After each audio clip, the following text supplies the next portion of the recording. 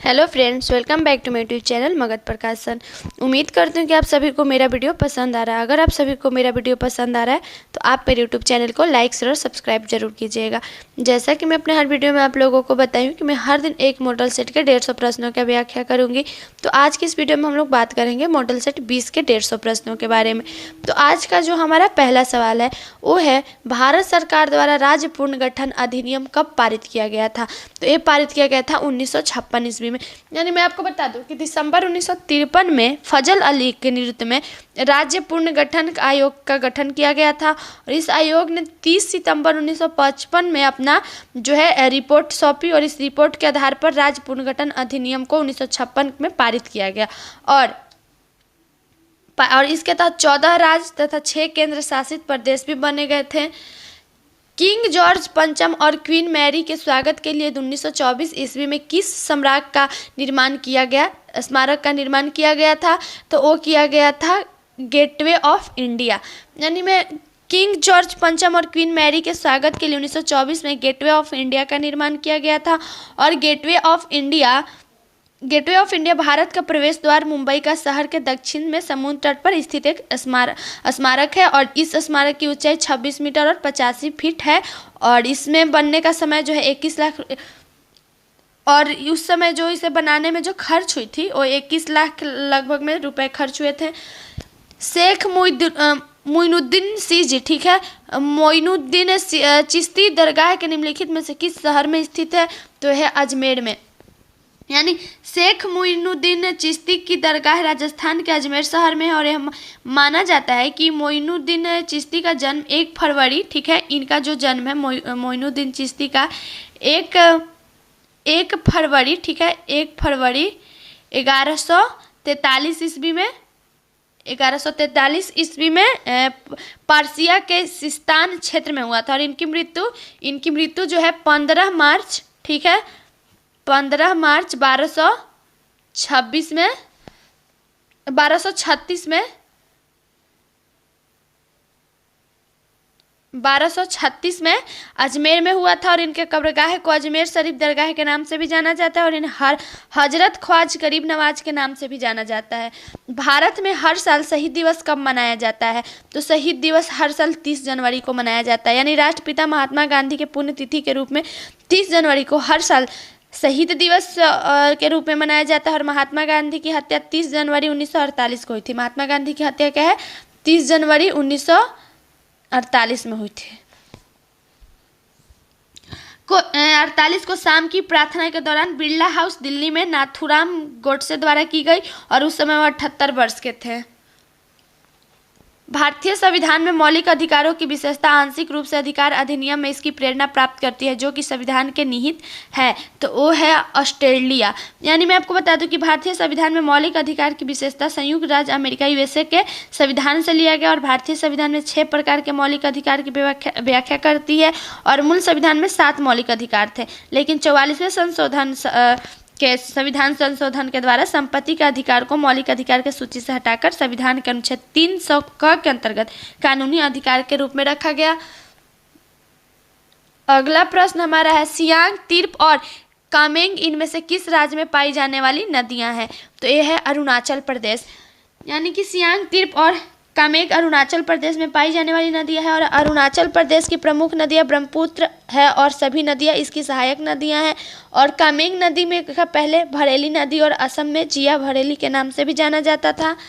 अगला है, निम्नलिखित में से कौन सा उत्तराखंड का पहला गुरुतत्व बांध है? तो जो पहला गुरुतत्व बांध है वो है सोनोंग बांध। यानी कि सोनोंग बांध उत्तराखंड का पहला गुरुतत्व बांध है और इस बांध की ऊंचाई करीब 148 मीटर है और जिसमें 6 मेगावाट तक की बिजली उत्पादन का लक्ष्य रखा गया है। अगला है, अली ए लिंगंग फेस्टिवल, ठीक है, अली ए लिंगंग फेस्टिवल राज्य में मनाया जाने वाला एक त्यौहार है। तो ये है असम राज्य में मनाया जाने वाला त्यौहार। अली ए लिंगंग कृषि से जुड़ा एक वसंत त्यौहार है और विशेष रूप से आहू धान की खेती के शुरुआत के साथ असम भारत की एक स्वदेशी जनजाति मिसिंग द्वारा मनाया जाता है और त्यौहार बीज बोने के शुरुआत की प्रतीक है। भारत के किन राज्यों में नल्ला माला वन श्रृंखला स्थित है? तो ये स्थित है आंध्र प्रदेश तेलंगाना में। यानी कि नल्ला वन श्रृंखला पूर्वी आंध्र प्रदेश राज्य में दक्षिण भारत के पूर्वी घाट के समांतर पहाड़ियों और घाटियों की एक श्रृंखला है और यह कृष्णा नदी के दक्षिण में स्थित है और पहाड़ियाँ उत्तर से दक्षिण की ओर चलती है जो बंगाल की खाड़ी में कोरोमंडल तट के समांतर है और इसकी कुल लंबाई लगभग 265 मील और 430 किलोमीटर है। अगला है भारत में संघीय वित्त आयोग संबंध रखता है, तो ये संबंध रखता है राज्यों एवं केंद्रों के बीच वित्त से। यानी भारतीय संविधान के अनुच्छेद 280 में एक आयोग का गठन का प्रावधान किया गया है और वित्त आयोग संघ राज्यों के बीच करों के शुद्ध आयोग के वितरण, सहायता और अनुदान एवं सुदृढ़ वित्त के हित में राष्ट्रपति द्वारा सौंपे गए किसी विषय के बारे में रिपोर्ट राष्ट्रपति को सौंपता है। खेलो इंडिया यूथ गेम्स का मुख्यालय कहाँ स्थित है, तो इसका मुख्यालय नई दिल्ली में स्थित है। यानी खेलो इंडिया यूथ गेम का मुख्यालय नई दिल्ली में है और खेलो इंडिया यूथ गेम के पहले खेलो इंडिया स्कूल गेम्स के नाम से जाना जाता था और इसे प्ले इंडिया यूथ गेम्स है और यह हर साल जनवरी या फरवरी के महीने में आयोजित किया जाता है और इसका पहला आयोजन 2018 में हुआ था और इसका उद्देश्य जमीनी स्तर से प्रतिभाओं को खोज करना है। वाइज एंड अदरवाइज पुस्तक के लेखक या लेखिका कौन है, तो इसके लेखक है सुधा मूर्ति। ठीक है, यानी कि वाइज एंड अदरवाइज पुस्तक सुधा मूर्ति की सबसे ज़्यादा पढ़ी जाने वाली पुस्तकों में से एक है और यह गैर कथा पुस्तक है जिसमें वास्तविक जीवन के घटनाओं का संग्रह है और सुधा मूर्ति ने इस पुस्तक में देश भर के लोगों के बारे में कुछ ज़बरदस्त और आंखें खोलने वाली कहानियों का उल्लेख किया है। अगला है निम्नलिखित में से किसे वर्ष 1880 में प्राचीन स्मारकों का क्यूरेटर नियुक्त किया गया था, तो वो नियुक्त किया गया था H.H. कोल को। यानी H.H. कोल को 1880 में प्राचीन स्मारकों के संग्रहाध्यक्ष क्यूरेटर के रूप में जो है नियुक्त किया गया था और फर्ग्यूसन कॉलेज की स्थापना 1885 में पुणे में डेक्कन एजुकेशन सोसाइटी द्वारा की गई थी और इसका नाम जो है बॉम्बे के गवर्नर सर जेम्स फर्ग्यूसन के नाम पर जो है वो रखा गया था। अगला प्रश्न है किस घटना के बाद महात्मा गांधी ने असहयोग आंदोलन को अपनी हिमालय जैसी भूल बताई थी, तो वो बताई थी चौरी चौरा। यानी कि महात्मा गांधी ने चौरा चौरी की घटना के कारण असहयोग आंदोलन 1921 से 22 के वापस ले लिया था और यह चौरा चौरी की घटना में प्रदर्शनकारियों के ने एक पुलिस थाने में आग लगा दी थी जिसमें 22 सिपाहियों की मौत हो गई थी। इस संदर्भ में गांधी जी ने कहा था कि बिना किसी संगठनात्मक और सैद्धांतिक नियंत्रण के व्यापक पर आंदोलन का आयोजन करना एक हिमालय जैसी भूल थी। बंग भंग के बाद कौन सा आंदोलन शुरू हुआ था, बंग भंग के बाद कौन सा आंदोलन जो है वो शुरू हुआ था, तो हुआ था स्वदेशी आंदोलन। यानी लॉर्ड कर्जन द्वारा 1905 में बंगाल के विभाजन किया गया था और इसके साथ ही स्वदेशी आंदोलन भी आरंभ हो गया था और गांधी जी द्वारा चलाए गए आंदोलनों से पूर्व सर्वाधिक सफल आंदोलन था जो कि 1911 तक जारी रहा और इस आंदोलन के मुख्य नीति निर्माताओं में अरविंद घोष, लोकमान्य और बाल गंगाधर तिलक, बिपिन चंद्र पाल और अन्य सदस्य भी शामिल थे। मैडम कामा ने 1907 ईस्वी में प्रथम तिरंगा ध्वज कहाँ फहराया था, तो प्रथम तिरंगा ध्वज जो है वो स्टुटगार्ट में, ठीक है, वहाँ पर फहराया था। निम्नलिखित में से कौन सा एक सबसे सूखा स्थान है, तो जो सबसे सूखा स्थान है वो है लेह। यानी कि लेह भारत में सर्वाधिक शुष्क क्षेत्रों में से एक है और यहाँ बहुत कम वर्षा होती है और यहाँ प्रायः जुलाई और अगस्त के वर्षा होती है, लेकिन वर्षा के दिनों में यहाँ औसतन 10 दिन के एक ही दिन वर्षा होती है। निम्नलिखित में से किस राज्य में जनजातीय समुदाय की पहचान नहीं की गई, तो जनजातीय समुदाय की पहचान नहीं की गई हरियाणा। यानी हरियाणा और पंजाब राज्यों के अलावा केंद्र शासित प्रदेश चंडीगढ़, दिल्ली और पुडुचेरी में अनुसूचित जनजातियों के अंतर्गत किसी भी समुदाय के विनिर्दिष्ट नहीं किया गया है और 30 राज्यों और केंद्र शासित प्रदेशों में अनुसूचित जनजातियों को अधिसूचित किया गया और अनुसूचित जनजातियों के रूप में अधिसूचित जनजाति के समूह की संख्या जो है लगभग 705 है। सुल्तानपुर वर्ड सेंक्चुअरी स्थित है, ठीक है, सेंक्चुअरी स्थित है, तो वो स्थित है गुड़गांव गांव में, ठीक है, गुड़गांव में। यानी मैं आपको बता दूं कि सुल्तानपुर पक्षी अभयारण्य गुड़गांव हरियाणा से 15 किलोमीटर दूर सुल्तानपुर में स्थित है और 1972 में इसे पक्षी अभयारण्य घोषित किया गया था और 1989 ईस्वी में राष्ट्रीय उद्यान के रूप में इसकी स्थापना की गई और अभयारण्य पक्षी प्रेमियों के लिए एक आदर्श स्थान था। बिहार में डालमिया नगर किसके लिए प्रसिद्ध है, तो बिहार में डालमिया नगर जो है वो प्रसिद्ध है सीमेंट के लिए। सीमेंट के लिए जो है वो प्रसिद्ध है। यानी मैं आपको बता दूं कि बिहार के स्थित डालमिया नगर 1980 ईस्वी में तक चीनी, सीमेंट और कागज, रसायन, वनस्पति इत्यादि के लिए प्रसिद्ध था। हालांकि 1980 ईस्वी में इसका जो पतन होना शुरू हो गया और 1990 ईस्वी में वीरान शहर के रूप में जो है तब्दील हो गया था। भारत के कौन से दो राज्य सबसे बड़े पैमाने पर लौह अयस्क में संपन्न हैं? तो वो हैं मध्य प्रदेश और ओडिशा। यानी भारत में केवल 6 राज्य झारखंड, ओडिशा, मध्य प्रदेश, छत्तीसगढ़, कर्नाटक और गोवा द्वारा 95% से अधिक लौह के उत्पादन किया जाता है। भारत में झारखंड में लोहे का सबसे बड़ा उत्पादक है। लोहे के उत्पादन में जिसका योगदान लगभग 25% है। इसके बाद ओडिशा 21%, कर्नाटक 20%, मध्य प्रदेश और छत्तीसगढ़ 18% और गोवा 11 प्रमुख लोहा उत्पादक राज्य हैं। और मैं उम्मीद करती हूँ कि मैं जो भी आप लोगों को बता रही हूँ, जो भी आप लोगों तक पहुँचाने की कोशिश करूँ, आप लोगों तक पहुँच रही है। और उम्मीद करती हूँ कि मेरा जो भी बताया हुआ आप लोगों को समझ में आ रहा है। अगर आप लोगों को समझ में आ रहा है तो आप लोग ज़रूर कमेंट करके बताइए। अगला है, निम्नलिखित झीलों में कौन सी बिहार में स्थित है? तो जो बिहार में स्थित है वो है अनुपम झील। यानी अनुपम झील बिहार के कैमूर जिले में स्थित है और यह झील कैमूर वन जीव अभयारण्य के एक भाग का निर्माण करती है, जो प्रसिद्ध कैमूर पहाड़ी श्रृंखला में स्थित है। और अधिकांश पर्यटक मछलियों का आनंद लेने के लिए अनुप झील के सैर करते हैं। विकेंद्रीकरण प्रणाली की सिफारिश किसने की थी? तो इसकी सिफारिश जो है वो की थी बलवंत राय मेहता ने। यानी बलवंत राय मेहता ने समिति के लोकतांत्रिक विकेंद्रीकरण के योजना की ओर लागू करने की सिफारिश की थी, जिसके बाद पंचायती राज व्यवस्था का नाम दिया गया। भारत के मध्य अर्धशतक यानी मिड 50s में अपनाए गए महालनोबिस प्लान मॉडल का उद्देश्य था। तो महालनोबिस प्लान का जो मॉडल था वो है भारी उद्योगों की स्थापना करना जो पूंजी के संघन थे। ब्याज भुगतान एक आइटम है। तो ब्याज भुगतान एक आइटम है राजस्व व्यय का। यानी मैं आपको बता दूं कि ब्याज भुगतान गैर नियोजित राजस्व व्यय एकमात्र सबसे बड़ा मद है और आर्थिक सहायता, वेतन, सुरक्षा और पेंशन गैर नियोजित राजस्व व्यय को अन्य महत्वपूर्ण घटक है। निम्नलिखित उपभोक्ता मूल्य सूचांकों पर विचार कीजिए। यानी हमारे पास 4 है और इन पर हमें विचार करनी है। ठीक है, 1 2 3 4 है। ठीक है, यानी औद्योगिक श्रमिकों के लिए उपभोक्ता मूल्य सूचांक, कृषि श्रमिकों के लिए उपभोक्ता मूल्य सूचांक, ग्रामीण श्रमिकों के लिए। तो इसमें से हमें इन चारों पर जो है विचार करनी है। तो उपयुक्त सूचांकों में कौन से केंद्रीय संख्या संगठन CSO द्वारा संकलित किए जाते हैं? ठीक है, तो जो किए जाते हैं वो है C, यानी केवल 4। ठीक है,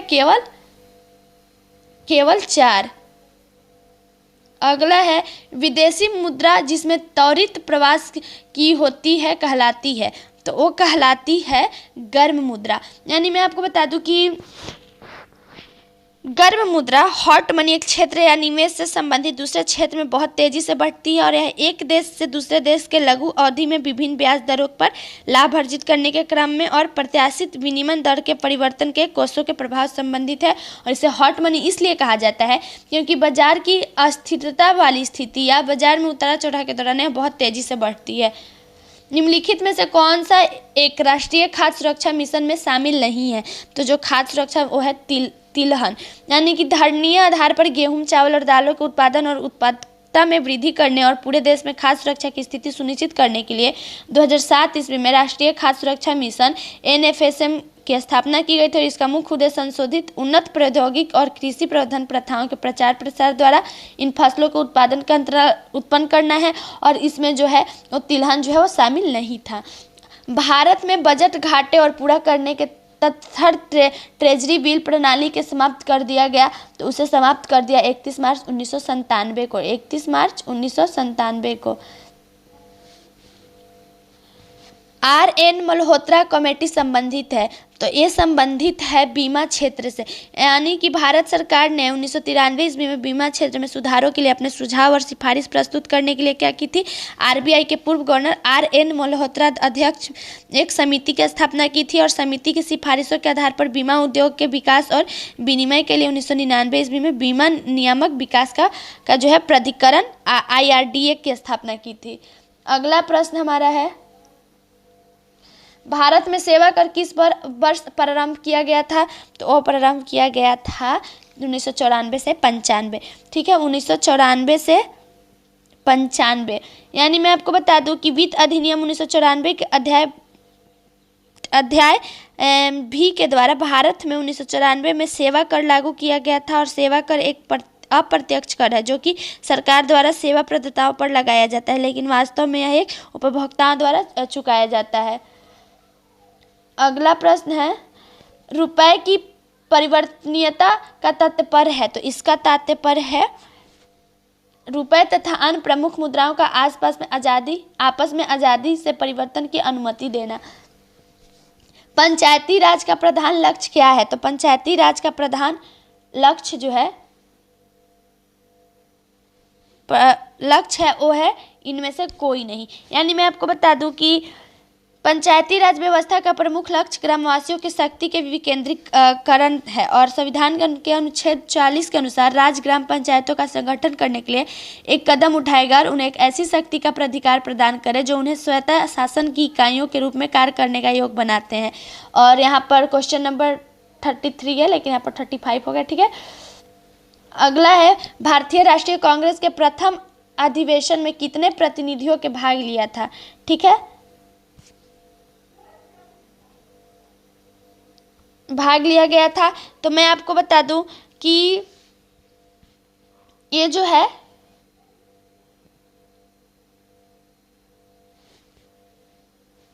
72, ठीक है। यानी कि भारतीय राष्ट्रीय कांग्रेस के प्रथम अधिवेशन 28 दिसंबर 1885 को दोपहर 12 बजे बम्बई, जो कि अब मुंबई में है, स्थित गोकुलदास देशपाल संस्कृत कॉलेज के भवन में आयोजित हुआ था और जिसमें कुल 72 सदस्य ने हिस्सा लिया था। और वैसे भारतीय राष्ट्रीय कांग्रेस का यह प्रथम अधिवेशन पुणे में आयोजित होना था, लेकिन यह प्लेग फैल जाने के कारण पूना से इसे बम्बई स्थानांतरित कर दिया गया था। असहयोग आंदोलन शुरू किया गया वर्ष, तो असहयोग आंदोलन शुरू किया गया वर्ष जो है वो है 1922। यानी मैं आपको बता दूं कि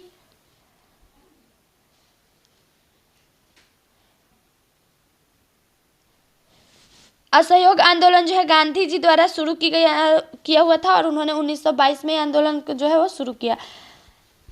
मॉन्टेगू चेम्सफोर्ड की रिपोर्ट, तो इसकी रिपोर्ट भारत सरकार अधिनियम 1919 के आधार पर बनी। यानी कि मॉन्टेगू चेम्सफोर्ड की रिपोर्ट भारत सरकार अधिनियम 1919 के आधार पर बनी। भारत सरकार अधिनियम 1919 के मॉन्टेगू ने संसद द्वारा निर्मित सरकार और भारत के प्रतिनिधियों द्वारा निर्मित सरकार के बीच सेतु की संज्ञा दी और इस अधिनियम के संवैधानिक सुधार 1920 में लागू हुए।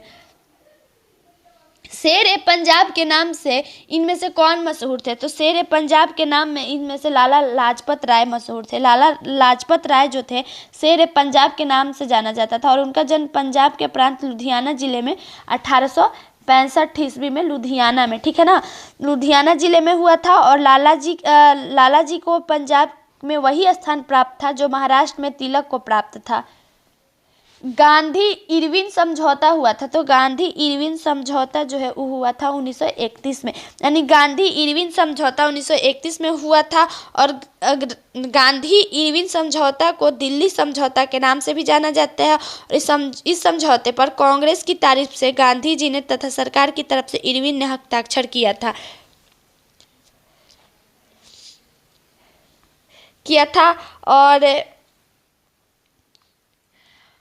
और इरविन जो थे उन्होंने और तेज बहादुर सप्रू और M.R. जयकर के प्रयासों ने समझौते हेतु गांधी जी एवं इरविन को मध्य 17 फरवरी 1931 से दिल्ली में वार्ता आरंभ हुई। निम्नलिखित में से कौन सा सौरमंडल का भाग नहीं है? तो जो सौरमंडल का भाग नहीं है वो है निहारिका। यानी मैं आपको बता दूं कि निहारिका सौरमंडल का भाग नहीं है और सूर्य के चारों ओर चक्कर लगाने वाले विभिन्न ग्रह उपग्रह धूमकेतुओं तथा अन्य आकाशीय पिंडों का समूह या परिवार को सौरमंडल यानी सोलर सिस्टम कहते हैं। निम्न में से कौन सा शहर गंगा नदी के किनारे स्थित नहीं है? तो जो गंगा नदी के किनारे स्थित नहीं है वो है उत्तरकाशी। यानी कि फतेहपुर, कानपुर, भागलपुर शहर गंगा नदी के किनारे स्थित है और उत्तरकाशी गंगा नदी के किनारे स्थित है।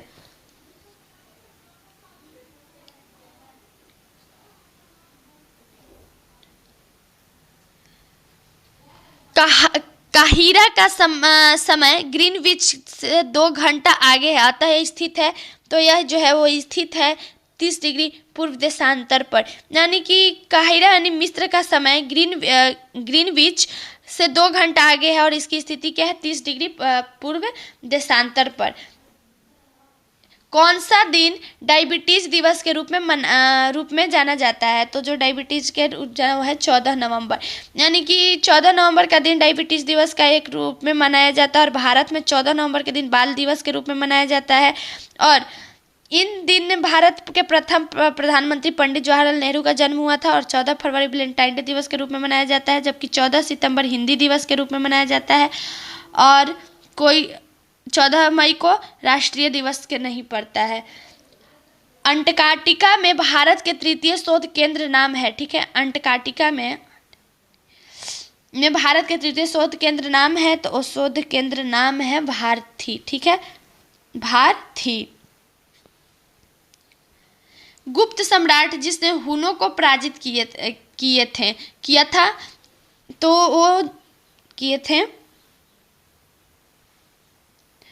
स्कंदगुप्त, ठीक है, यानी कि गुप्त सम्राट स्कंदगुप्त के हुनों को पराजित किया था और स्कंदगुप्त को राज सिंहासन पर बैठते हुए जूनागढ़ अभिलेख के मलेच्छ के रूप में उल्लिखित हुनों के आक्रमण का सम्मान करना पड़ा, जिसे स्कंदगुप्त को सफलता मिली।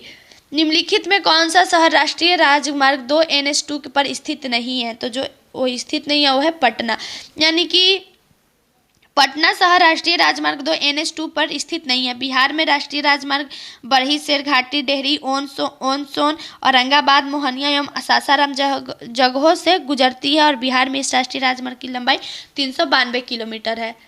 कांग्रेस ने स्वराज प्रस्ताव वर्ष 1905 में पारित किया। प्रस्ताव का उद्देश्य था स्वशासन सुनिश्चित करना, यानी कि कांग्रेस ने स्वराज प्रस्ताव में 1905 में पारित किया था। इस प्रस्ताव का प्रमुख उद्देश्य स्वशासन सुनिश्चित करना था और 1905 ईस्वी में कांग्रेस के बनारस अधिवेशन की अध्यक्षता करते हुए गोपाल कृष्ण खोगले स्वदेशी और बहिष्कार आंदोलन को समर्थन जताया और 1906 में कोलकाता में हुए कांग्रेस अधिवेशन की अध्यक्षता करते हुए दादा भाई नौरोजी ने पहली बार स्वराज की मांग प्रस्तुत की और स्वराज मेरा जन्मसिद्ध अधिकार है और इनमें से लेकर रहूंगा, यह नारा बाल गंगाधर तिलक द्वारा दिया हुआ नारा था। और किंतु कांग्रेस के मन से सर्वप्रथम स्वराज की मांग करने का श्रेय दादा भाई नौरोजी को है।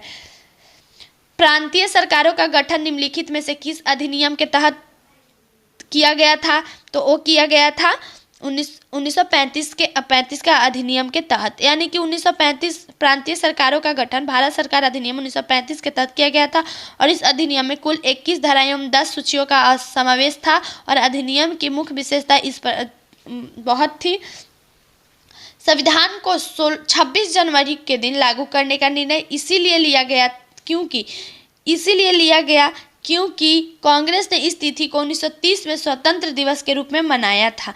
यानी कि मैं आपको बता दूं कि भारतीय संविधान को 26 जनवरी के दिन लागू करने का निर्णय इसलिए लिया गया था क्योंकि कांग्रेस ने इस तिथि 1930 में स्वतंत्र दिवस के रूप में मनाया और 26 जनवरी 1930 में भारतीय राष्ट्रीय कांग्रेस ने पूर्ण स्वतंत्रता की मांग की थी और प्रत्येक 26 जनवरी को स्वतंत्रता के रूप से स्वतंत्रता दिवस के रूप में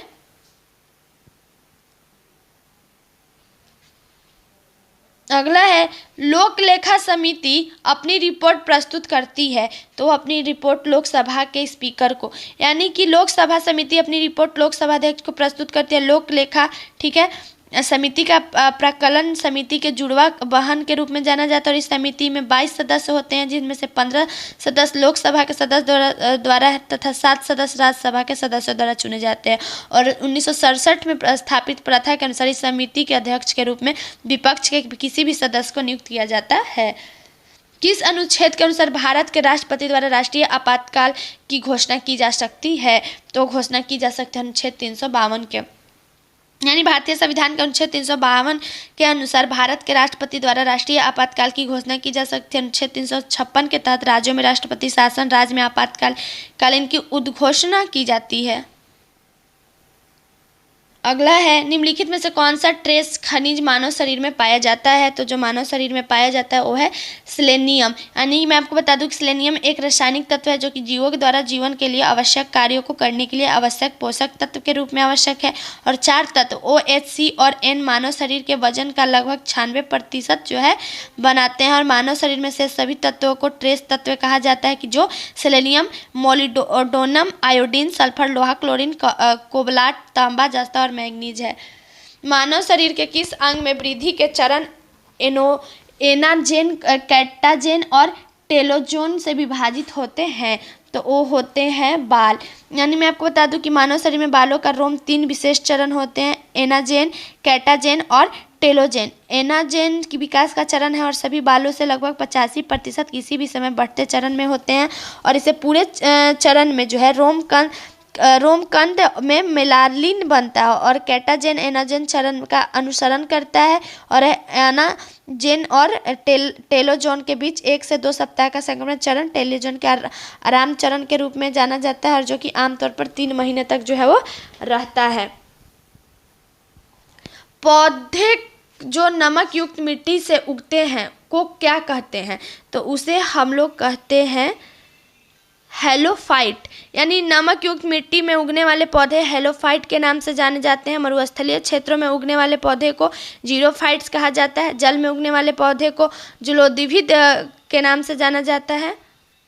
पर्यावरण किससे बनता है? तो पर्यावरण जो है वो बनता है उपयोग में से सभी से, यानी कि जीवीय घटकों से, भूआकृति घटकों से और अजैव घटकों से जो है इन सभी से पर्यावरण बनता है। संवहनी वैस्कुलर पौधे में पानी ऊपर किससे जाता है? तो वो जाता है जाइलम टिश्यू से। यानी मैं आपको बता दूं कि संवहनी पौधे जो हैं पानी जाइलम ऊतक की सहायता से ऊपर चढ़ता है। और यह जटिल ऊतक है जो जड़, तना और पत्ती में स्थित संवहन पुल से मौजूद रहती है और यह जल संवाहक ऊतक भी कहलाता है।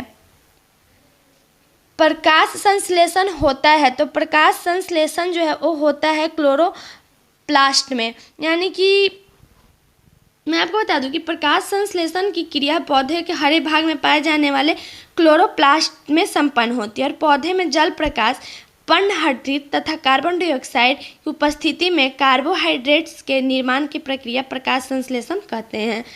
मायोपिक नेत्र किस लेंस के प्रयोग से ठीक की जा सकती है?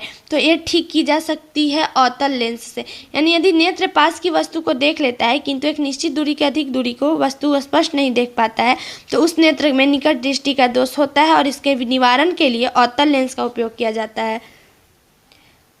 डिप्थीरिया रोग से कौन सा अंग प्रभावित होता है? तो इससे जो अंग प्रभावित होता है वो है गला। यानी मैं आपको बता दूं कि डिप्थीरिया रोग कारिन बैक्टीरियम डिप्थीरियाई नामक जीवाणु से होता है और यह रोग 3 से 5 वर्ष तक बच्चों के अधिक होते हैं जो कि गले को प्रभावित करते हैं। किस के अभाव से मधुमेह रोग होता है? तो वो जो रोग होता है वो है इंसुलिन के कमी से। यानी कि मधुमेह डायबिटीज के रोग पैंक्रियाज की खराबी से होते हैं। इनमें से इंसुलिन हार्मोन नहीं मिल पाता जिससे भोजन का जो है वो शर्करा पूरा नहीं उपयोग हो पाता है। जल की अस्थायी कठोरता किसके कारण होती है? तो जल की अस्थायी कठोरता कैल्शियम बाइकार्बोनेट के कारण होती है। यानी कठोर जल में कैल्शियम और मैग्नीशियम के बाइकार्बोनेट एवं कार्बोनेट उपस्थित रहते हैं और इस साबुन के साथ फेन उत्पन्न नहीं करता। इसकी कठोरता दूर करने के लिए इसे सोडियम कार्बोनेट के साथ मिलाया जाता है। निम्नलिखित में 4 विकल्पों में से उसको पहचानिए जो प्रचलन तंत्र नहीं है। तो जो प्रचलन तंत्र नहीं है वो है UNIX। यानी कि UNIX कंप्यूटर की विभिन्न भाषाओं में से एक है जबकि DOS और विंडोज तथा MS वर्ड कंप्यूटर की प्रचलन प्रणाली में है और सर्वाधिक प्रयोग की जाने वाली प्रचलन प्रणाली विंडोज है। अगला प्रश्न है, शरीर में इंसुलिन स्रावित करने के लिए कौन सी ग्रंथि उत्तरदायी है? तो जो ग्रंथि उत्तरदायी वो है पैनक्रियाज। मानव शरीर का कौन सा अंग रक्त का शुद्धिकरण करता है? तो जो रक्त का शुद्धिकरण करता है वो है गुर्दा। यानी मैं आपको बता दूं कि विग्र यानी कि किडनी का प्रमुख कार्य रक्त प्लाज्मा को छानकर शुद्ध बनाना, अर्थात इसमें अनावश्यक और अनुपयोगी पदार्थों को जल की कुछ मात्रा के साथ मूत्र के द्वारा शरीर से बाहर निकालना। गुर्दा से प्रति मिनट औसतन 125 मिली रक्त निषायद जो है होता है। इसमें 1.45 लीटर मूत्र रोजाना बनता है। प्रकाश की चाल किलोमीटर घंटा में होगी, तो प्रकाश की चाल जो है वो किलोमीटर यानी कि 1.08 गुना 10⁹ किलोमीटर की घंटा पे होगी। सोना महत्वपूर्ण धातु क्यों है? तो सोना महत्वपूर्ण धातु आभूषण के कारण है, यानी कि विश्व में सोना की खान अत्यंत सीमित है और आभूषण और औषधि निर्माण हेतु अंतर्राष्ट्रीय बाजार में इसकी मांग काफ़ी अधिक है। सोना एक अत्यंत महत्वपूर्ण धातु माना जाता है। ध्वनि तरंग के विषय में क्या गलत है? तो ध्वनि तरंग के विषय में गलत है। ध्वनि का वेग 3 गुना 10⁸ मीटर सेकंड होता है, यानी कि ध्वनि की चाल सबसे अधिक ठोस पे, उसके बाद द्रव और उसके बाद गैस में होती है। वायु की ध्वनि की चाल 332 मीटर सेकंड, जल में 1483 मीटर सेकंड और लोहे की ध्वनि की चाल 5130 मीटर सेकंड। रिवाल्वर, ठीक है, रिवाल्वर का आविष्कार किसने किया था? तो रिवाल्वर का आविष्कार जो है वो सैमुअल कोल्ट ने किया था, यानी रिवॉल्वर का आविष्कार सैमुअल कोल्ट ने 1835 ईस्वी में 1835 ईस्वी में किया था। BCG का टीका निम्नलिखित में रोग के प्रतिरक्षण के लिए लगाया जाता है, तो ये लगाया जाता है यक्ष्मा, ठीक है, यानी कि BCG अर्थात बैसिलस कैलुमिटिक्यूलियन एक प्रतिरक्षीय टीका जो दपेतिक या टीबी के रोकथाम के लिए लगाया जाता है। नेत्रहीनों के लिए भाषा का आविष्कार किसने किया? तो नेत्रहीनों के लिए भाषा का आविष्कार लुई ब्रेल ने किया, यानी नेत्रहीन व्यक्तियों के लिए जो है ब्रेल लिपि की खोज लुई ब्रेल ने किया था। कवक होते हैं, तो कवक जो है वो होते हैं परजीवी एवं मृतोपजीवी दोनों। अगला है निम्नलिखित में से किस वर्ष में 366 दिन थे? तो मैं आपको बता दूं कि 366 दिन जो थे वो है 2000 में, यानी कि वर्ष 2000 में लीप वर्ष था, यानी लीप ईयर था, और पृथ्वी सूर्य के चारों ओर अपना परिभ्रमण 365 दिन और 6 घंटे में पूरा करती है, और सामान्यतः एक वर्ष में 365 दिन का होता है, अर्थात प्रत्येक चौथे वर्ष में लीप ईयर्स में एक पूरा दिन जोड़कर 366 दिन का वर्ष माना जाता है, और इसलिए लीप वर्ष में फरवरी महीना 28 के स्थान पर 29 का होता है। पानी की बूंदों को गोल होने का कारण है, तो पानी की बूंदों को गोल होने का जो कारण है वो है पृष्ठ तनाव, यानी कि द्रव की बूंद एक आकृति में दो बलों पृष्ठ तनाव तथा गुरुत्व बल के निर्धारित होती है, और बूंद वह आकृति धारण करती है जिसमें उसकी क्षितिज ऊर्जा न्यूनतम होती है, और छोटी बूंद के लिए केवल पृष्ठ तनाव की ही कार्य करता है। हार्डवेयर क्या है? तो हार्डवेयर एक कंप्यूटर का भौतिक अंग है, यानी कि कंप्यूटर और उसके संलग्न सभी जो है यंत्रों और उपकरणों का हार्डवेयर कहा जाता है, और इसके अंतर्गत केंद्रीय संसाधन, एकक, आंतरिक समृद्धि, बाह्य समृद्धि, निवेश एवं निर्गम, एकड़ आदि इस तरह से होते हैं। 3 रंग प्राथमिक रंग है, ए है, तो 3 रंग प्राथमिक है, नीला, हरा और लाल, यानी कि प्रकाश के 7 रंगों में लाल, हरा तथा नीला रंग प्राथमिक रंग है।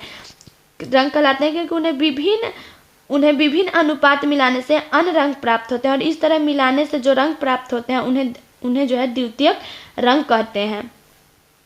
DOS डॉस का विस्तृत रूप क्या है? तो डॉस का रूप है इनमें से कोई नहीं, ठीक है, यानी कि इसका सब विस्तृत डिस्क का ऑपरेटिंग सिस्टम है।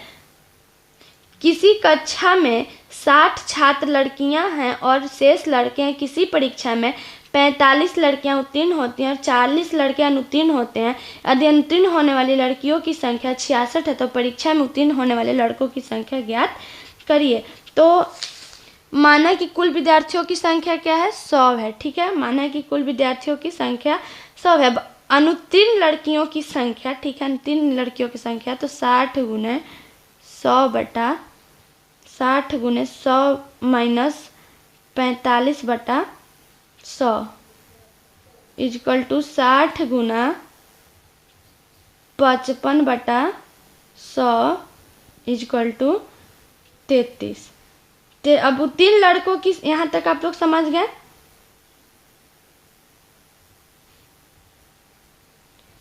यहाँ तक आप लोग समझ गए। अब उत्तीर्ण लड़कों की संख्या, तो उत्तीर्ण लड़कों की संख्या इक्वल टू 100 गुना 40/100 गुना 60/100 इक्वल टू 24। ठीक है, यानी कि 33 इक्वल टू 66 और 24 इक्वल टू 48। ठीक है, यानी कि अब परीक्षा में उत्तीर्ण लड़कों की संख्या 48 है। ए और बी की वर्तमान आयु का अनुपात 9:10 है। अब से 8 वर्ष बाद उनकी आयु का अनुपात 11:12 होगा। अब से 3 वर्ष बाद उनकी आयु का योगफल वर्ष में ज्ञात करें। तो माना ए तथा बी की वर्तमान आयु क्रमशः 9x और 10x है। ठीक है, क्या लिखेंगे माना ए तथा बी की वर्तमान आयु क्रमशः 9x तथा 10x है। यहाँ पर क्या करेंगे 9x प्लस 8 बटा 10x plus 8 equal to 11/12।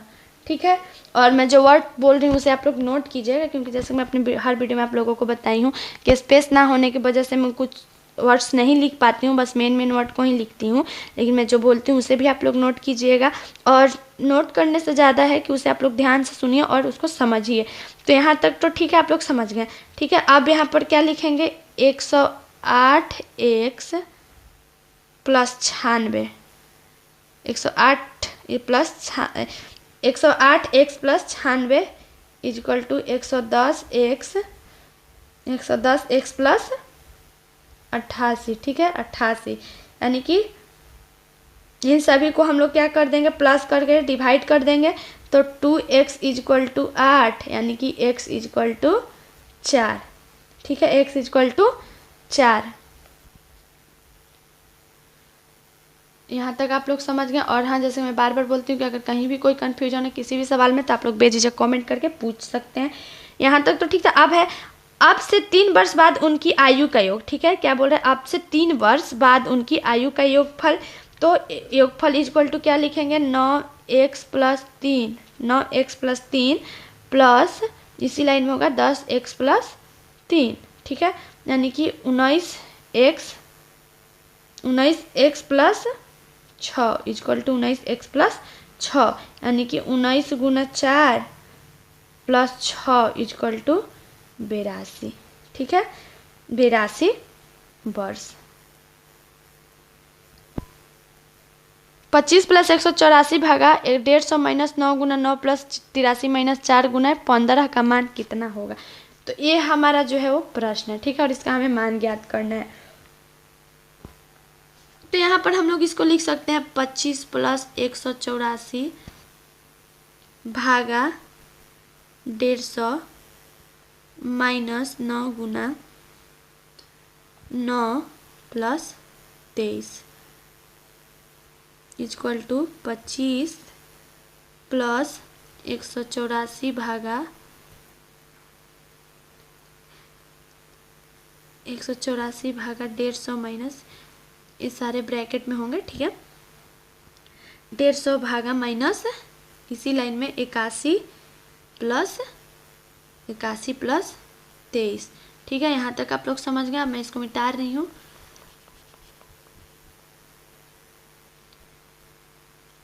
Equal to 25 plus 184 भागा 150 माइनस 104 इक्वल टू 25 प्लस 184 भागा 46, यानी कि 25 प्लस 184 बटा 46 equal to 25 plus 4 equal to 29।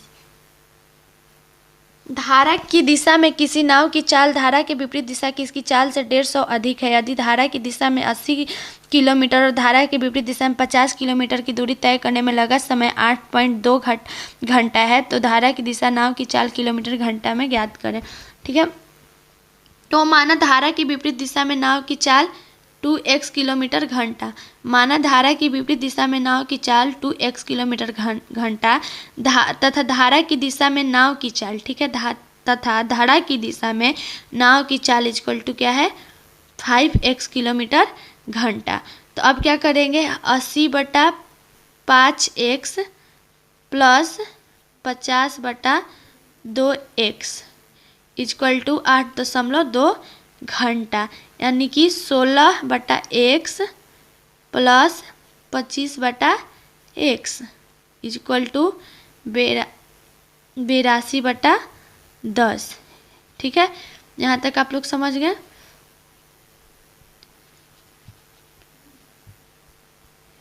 यानी कि 41/x इक्वल टू 82/10, यानी कि equal to x equal to 5। ठीक है, ये आप लोग को समझ में आएगी 5 कैसे आया, क्योंकि इसको हम लोग कर देंगे, डिवाइड कर देंगे। तो धारा की दिशा में नाव की चाल, ठीक है, धारा की दिशा में नाव की चाल equal to 5 × 5 equal to 25 kilometre घंटा, 25 किलोमीटर घंटा।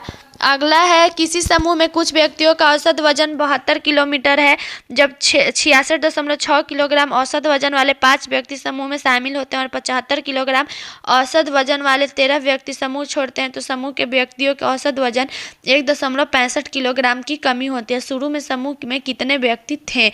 तो माना आरंभ में व्यक्तियों की संख्या क्या है? x है। ठीक है, माना आरंभ में व्यक्तियों की संख्या x है, तो हमारे पास टोटल कितने हैं? 72 किलोग्राम। तो 72x प्लस 333। ठीक है, 72x प्लस ब्रैकेट 66.6 गुना 5 माइनस 75 गुना 13।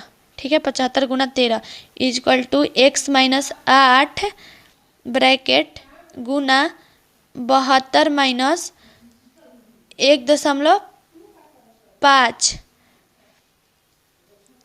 72x प्लस 333 माइनस 975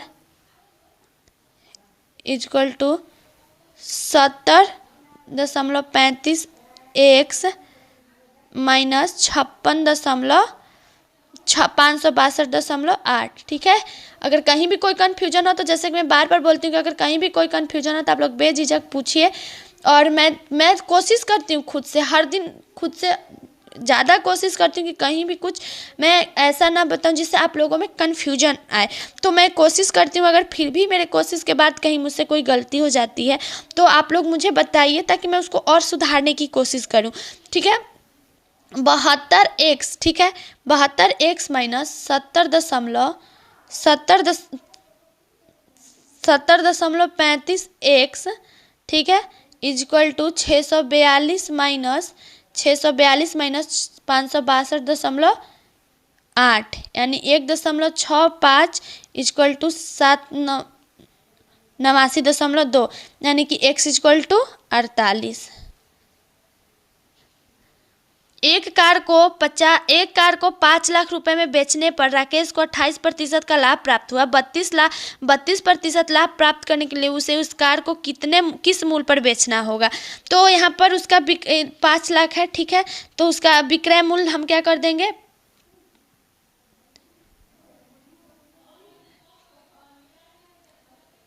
5 लाख, ठीक है, 5 लाख गुना, इसी लाइन में होगा पर स्पेस ना होने की वजह से मैं नीचे लिख रही हूँ, 100 + 32 बटा 100 + 28, ठीक है, 100 + 28, यानी कि 5 लाख गुना 132 बटा 128, ठीक है, 128, यानी कि टोटल उसे कितना में बेचना है?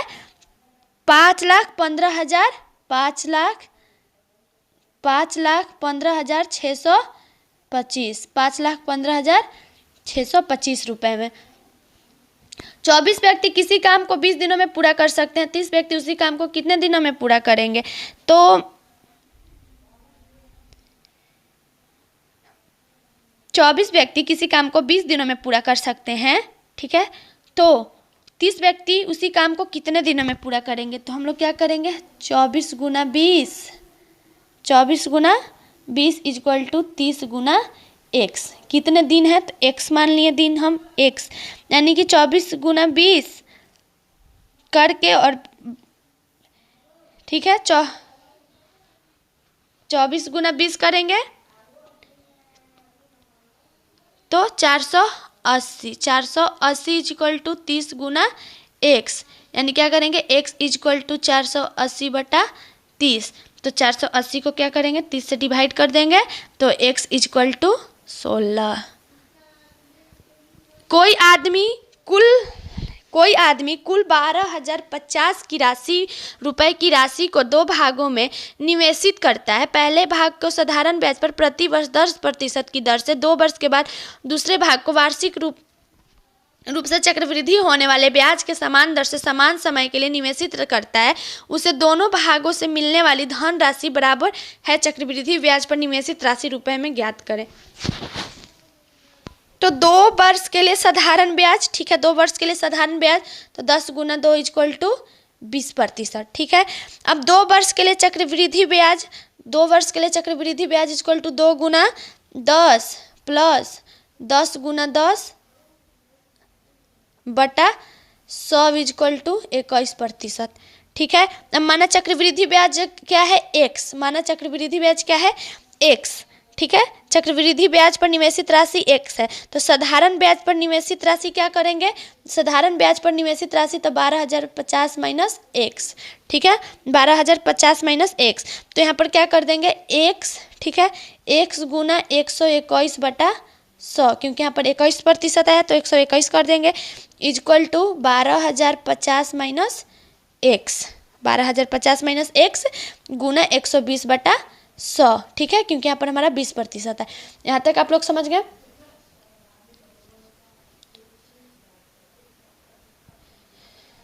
ठीक है, उसके बाद हम यहाँ पर क्या, यहाँ तक आप लोग अब यहाँ पर 121x, ठीक है, 121x प्लस 120x, ठीक है, इक्वल टू 12,050 गुना 120, ठीक है, 12,050 गुना 120। तो यहाँ पर x इक्वल टू 50 गुना 120, ठीक है, यानी कि x इक्वल टू 6,000 रुपये।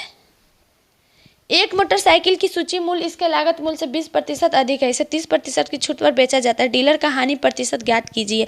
तो यहाँ पर फिर से हानि को ज्ञात करना है तो डीलर की हानि प्रतिशत है तो 20 माइनस 30, ठीक है, माइनस 20 गुना 30 बटा 100 इक्वल टू 10 माइनस 6, ठीक है, यानी कि 16%।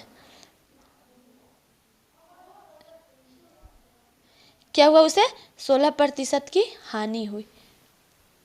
एक छोटी से छोटी संख्या क्या है जिसको 17 और 13 के वर्गों के अंतर पर जोड़ने पर पुनः वर्ग संख्या प्राप्त है। तो 17 और 13 के वर्गों का अंतर, ठीक है, 17 और 13 के वर्गों के अंतर equal to 289 minus 169 equal to 120, ठीक है, 120। अब 120 में 1 जोड़ने पर क्या होता है, 121 प्राप्त होता है। तो 11 का वर्ग है 1, ठीक है, 120 में प्लस 1 करेंगे तो 121 और 121 का वर्ग है 11, ठीक है, 11 का वर्ग है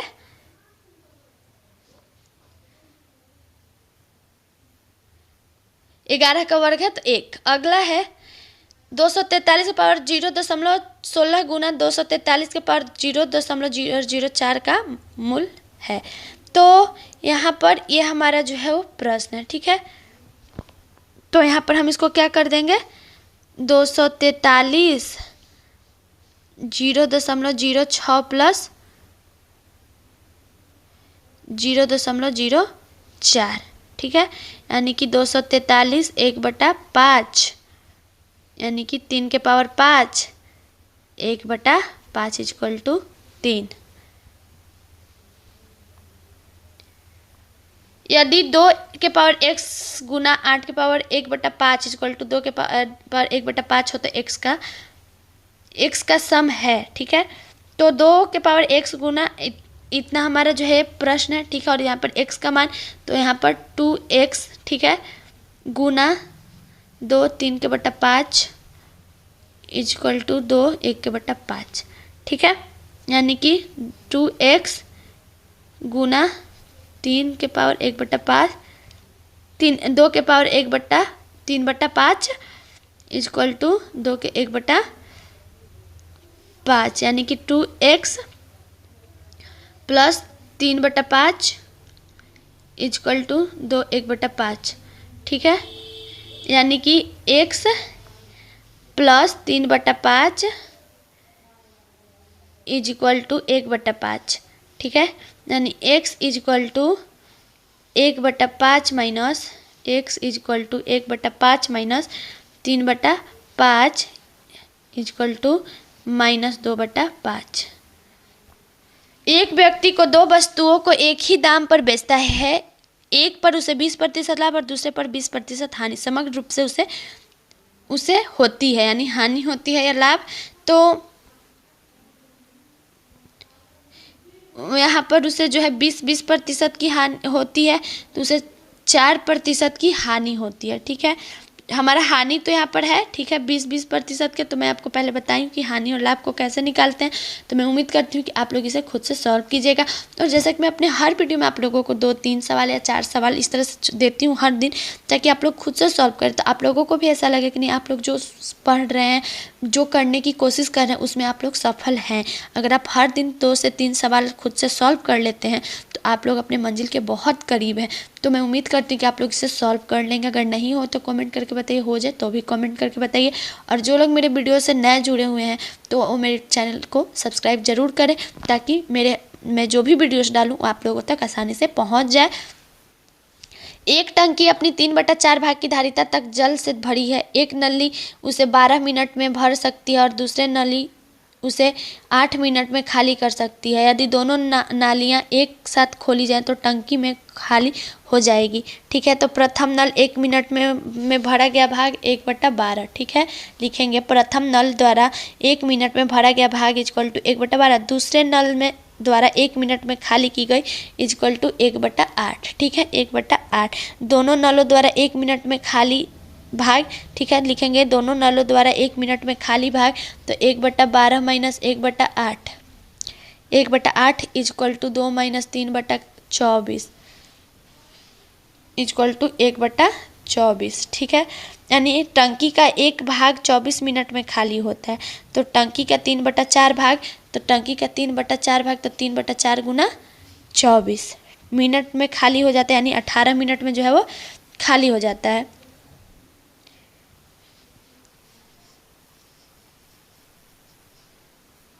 यदि 450 रुपये की धनराशि सरल ब्याज पर 3 वर्ष में 504 रुपये हो जाती है, तो उसी ब्याज दर पर 650 रुपये की धनराशि 2 गुना 1/2 वर्षों में हो जाएगी।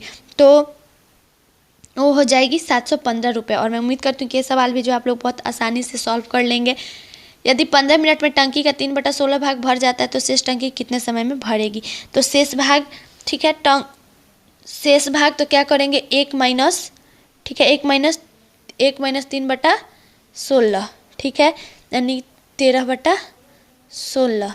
ठीक है, 13/16। अब एक भाग भरेगा कितना, अब 13/16 भाग 15 मिनट में भरता है। ठीक है, 13/16 भाग क्या है, 15 मिनट में भरता है। तो 3/16 भरता है, तो 15 तो क्या करेंगे, एक भाग भरेगा। ठीक है, एक भाग भरेगा, तो एक भाग भरेगा इक्वल टू 15/3 गुना 16 मिनट। ठीक है, में क्या करेगा, 13/16। ठीक है, 13/16 भाग भरेगा, 13/16 भाग भरेगा। अब हम लोग क्या करेंगे इसको, तो 15/3 गुना 16/16 गुना 13, टोटल को गुना करने में डिवाइड करने के बाद हमारा क्या आ जाएगा, 65 मिनट। और इतना, इसे तो आप लोग इतना सॉल्व करना जानते ही हैं, तो इसको आप लोग कर लेंगे। एक रेलगाड़ी 162 मीटर लंबे स्टेशन की पूरी तरह पार करने में 18 सेकंड और 120 मिनट लंबे दूसरे स्टेशन को पूरी तरह पार करने में 15 सेकंड ले। रेलगाड़ी की लंबाई मीटर में है।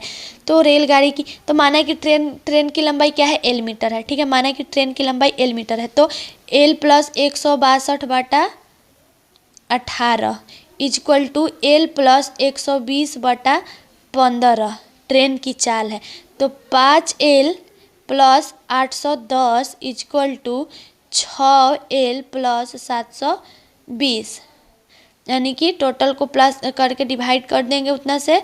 तो L इक्वल टू कितना, 90 मीटर। एक लड़का 12 किलोमीटर घंटा की औसत गति पर स्कूल पहुंचने के लिए 20 मिनट लेता है। यदि उसे 15 मिनट में स्कूल पहुंचना है तो औसत गति होनी चाहिए। ठीक है, तो औसत चाल इक्वल टू दूरी बटा क्या करते हैं, दूरी बटा समय। ठीक है, दूरी बटा समय। तो क्या करेंगे, 12 गुना 20 बटा 60 बटा 15 बटा 60। ठीक है, इक्वल टू 4 बटा 1 बटा 4 इक्वल टू 16 किलोमीटर घंटा। राम की आयु श्याम से दोगुनी है। यदि इस 10 वर्ष पहले राम श्याम से 4 गुना बड़ा था तो राम और श्याम की वर्तमान आयु है। ठीक है, अनुपात माना राम की आयु 2x वर्ष है। ठीक है, माना राम की आयु 2x वर्ष है। श्याम की आयु क्या है, x वर्ष है। श्याम की आयु x वर्ष है, तो क्या करेंगे 2x माइनस 10 बटा x माइनस 10 इक्वल टू 4 बटा 1। ठीक है, यानी 2x minus 10 2x minus 10 equal to 4x minus 40। ठीक है, यानी 2x इक्वल टू 30, यानी कि x इक्वल टू 30 बटा 2 इक्वल टू 15। ठीक है, 15 वर्ष। ठीक है, अब लिखेंगे 30 वर्ष तथा राम एवं श्याम की वर्तमान आयु क्या है। अब राम और श्याम की वर्तमान आयु 30 वर्ष और 15 वर्ष।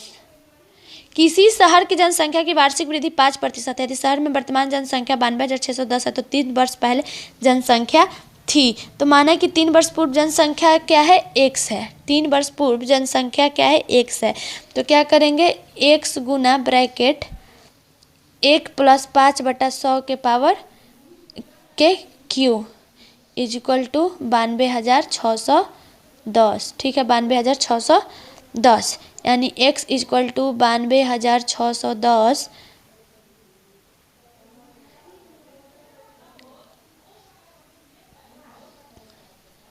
ठीक है यहाँ तक, यानी कि x गुना फिर से ब्रैकेट 1 प्लस 1 बटा 20 का क्यू इक्वल टू 92,610, यानी x इक्वल टू 92,610 92,610 गुना 20 बटा 21 गुना 20 बटा 21 गुना 20 बटा 21। ठीक है, 21, यानी टोटल क्या है 80,000। एक कार किसी यात्रा को 7 घंटों में पूरा कर लेती है। यह यात्रा 1/3 40 किलोमीटर प्रति घंटा की गति से तथा शेष 60 किलोमीटर प्रति घंटा की गति से तय करती है। यात्रा की पूरी दूरी कितनी है। तो माना कि यात्रा की पूरी दूरी क्या है, x किलोमीटर। ठीक है, x किलोमीटर। तो यहाँ पर क्या करेंगे, x बटा 3 बटा 40। ठीक है, x बटा 3 बटा 40 प्लस 2x बटा 3 बटा 60 इक्वल टू 60। ठीक है, तो x बटा 120 प्लस x बटा 90 इक्वल टू 7।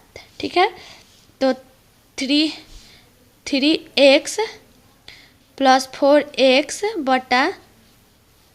बटा 360।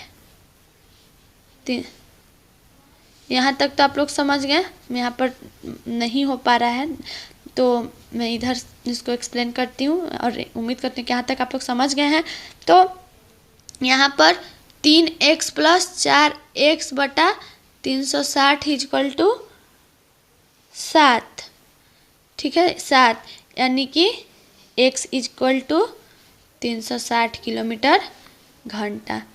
परीक्षा में किसी परीक्षार्थी को 20% अंक मिले और वह 10 अंकों का अनुत्तीर्ण हो गया। दूसरे परीक्षार्थी को 42% अंक मिले और उसे पास होने के लिए न्यूनतम उत्तीर्णांक से 1 अंक अधिक मिला। पास होने के लिए न्यूनतम उत्तीर्णांक क्या है। तो माना परीक्षा में अधिकतम अंक क्या है, x है। ठीक है, तो न्यूनतम उत्तीर्णांक मतलब x गुना 20 बटा 100 प्लस 10, यानी x गुना 42 बटा 100 माइनस 1, यानी x equal to 21 minus 10/50 equal to 10+1। ठीक है, 10+1 यानी कि x इक्वल टू 11 गुना 50/11 इक्वल टू 50।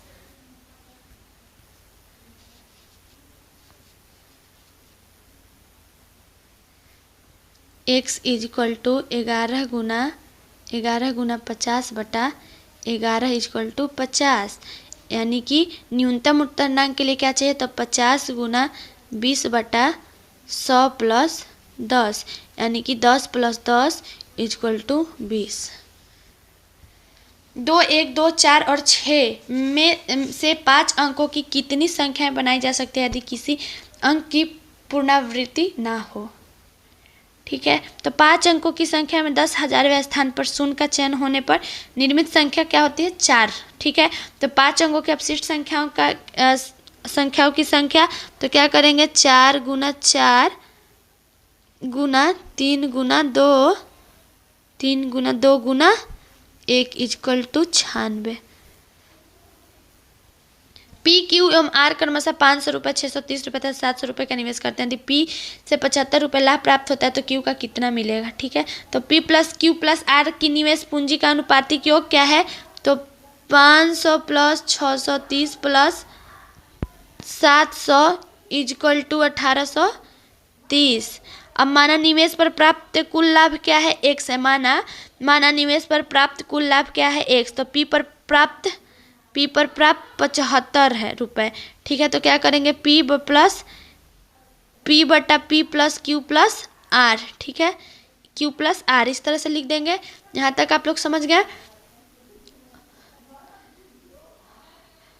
यानी कि 500/1830 गुना x इक्वल टू 75। ठीक है, यानी कि x इक्वल टू 75 गुना 183/50 इक्वल टू 3/2 गुना 183 रुपये। ठीक है, 183 रुपये। यहाँ तक आप लोग समझ गए। जैसे कि मैं बार बार बोलती हूँ कि स्पेस ना होने की वजह से मैं मिटा देती हूँ, लेकिन आप लोग नोट कीजिएगा और नोट करने के साथ साथ आप लोग इसे समझिएगा। अब Q का प्राप्त लाभांश इक्वल टू क्या करेंगे, 630/1830 गुना 3/2 गुना 183। ठीक है, यानी 189/2 इक्वल टू 95 रुपया 50 पैसा। ठीक है, तो इनमें से कोई नहीं। किसी व्यक्ति को 7 संतानें थी। जब उनकी औसत आयु 12 वर्ष थी तो एक बच्चे की 6 वर्ष की आयु तो में मृत्यु हो गई। उस घटना के 5 वर्ष बाद बच्चे की औसत आयु कितनी होगी। तो बच्चे की यानी एक बच्चे की मृत्यु के बाद 6 संतानों की कुल आयु। ठीक है, एक बच्चे की मृत्यु के बाद 6 संतानों की कुल आयु, तो 7 गुना 12 माइनस 6 यानी 12 × 7 = 84 माइनस 6 तो इक्वल टू 78 वर्ष। ठीक है, 78 वर्ष। तो उस घटना के 5 वर्ष बाद, ठीक है, यहाँ पर जैसे दिया है कि उस घटना के 5 वर्ष बाद 6 बच्चों की कुल आयु। ठीक है, उस घटना के 5 वर्ष बाद 6 बच्चों की कुल आयु, तो 78 + 5 गुना 6 इक्वल टू 108। ठीक है, अब हमें क्या करना है, तो 108 अपशिष्ट आयु के लिए तो 108/6 इक्वल टू 108/6 करेंगे तो 18 वर्ष। ठीक है, 18 वर्ष। यदि किसी निश्चित कूट भाषा में वर्ग को 45-67 के रूप में कूट किया जाए और मैन को 328 के रूप में, तो उस भाषा में वुमेन को किस रूप में कूट किया जाएगा। यानी कि मैं आपको बता दूं कि वर्ग, ठीक है, तो वर्ग को जो है 45-67 में लिखे हैं, मैन को 328 पे, तो वुमेन को 45-328। क्वेश्चन नंबर 102 और 103 तक किसी भाषा में 36,492 को स्माइल के रूप में लिखा जाता है और 058 को रन के रूप में लिखा जाता है, तो निम्नलिखित अंक उस भाषा में किस प्रकार कूटित होंगे। यानी स्माइल को जो है 36,492 और रन को 098, तो यहाँ पर 34-25 को 34-25 को जो है SI SIEU लिखेंगे, ठीक है, SIEU लिखेंगे। 33,980, तो 33,980 को SSLNR लिखेंगे। यदि जल को खाना कहा जाए, खाने को पेड़ कहा जाए, पेड़ को आकाश कहा जाए और आकाश को दीवार कहा जाए, तो निम्नलिखित में किसमें एक फल फलेगा? तो फल पेड़ में लगता है, जबकि प्रश्न में पेड़ को क्या आकाश कहा गया है, पेड़ को क्या कहा गया है, आकाश कहा गया है। क्वेश्चन नंबर 105 और 107, निम्नलिखित कथनों के ध्यान पर पढ़िए तथा नीचे दिए गए प्रश्नों का उत्तर दीजिए। यानी हमें पास ऐसे पढ़ना है ध्यान से। किसी कार्य के दौर में ABCDE और F 6 प्रतिभागी में से 2 महिलाएं और 1 प्रतिभागी नया है। E का विवाहित पुरुष है जिसकी एक अविवाहित बहन है जो इसी प्रतिभागी बनी है। D का पति पिछले वर्ष विजेता और इस वर्ष भी कार्य दौर में भाग ले रहा है। A और C पिछले वर्ष विजेता रहे थे, इस वर्ष विजेता ना हो तो नया प्रतिभागी और नया पिछले वर्ष से। अब इस तरह से हमारे पास 7 है और इसमें से जो हमारे सही हैं, तो मैं आपको बता दूं कि इसमें जो है वो E, यानी कि D का पति E है जो कि गत वर्ष का विजेता है। इस वर्ष दौर में विजयी कौन रहा? तो इस वर्ष दौर में विजयी जो है वो B रहा। E की बहन कौन है? तो E की बहन F है। क्वेश्चन नंबर 108 और 110 तक दिए गए प्रश्न छूटे हुए स्थान को पूर्ति कीजिए। 5 - 7 25 - 28 125 और प्रश्नवाचक चिन्ह, ठीक है। तो 5 और 25 है, ठीक है, यानी 5 × 5 = 25 है, ठीक है। और 7 और 28 है, तो 7 × 4 तो 7 चौके 28, ठीक है, 7 चौके 28। उसके बाद उसी तरह से 125 है, ठीक है। तो 25 × 5 करेंगे, 25 × 5 करेंगे तो 125, ठीक है, 125। और 125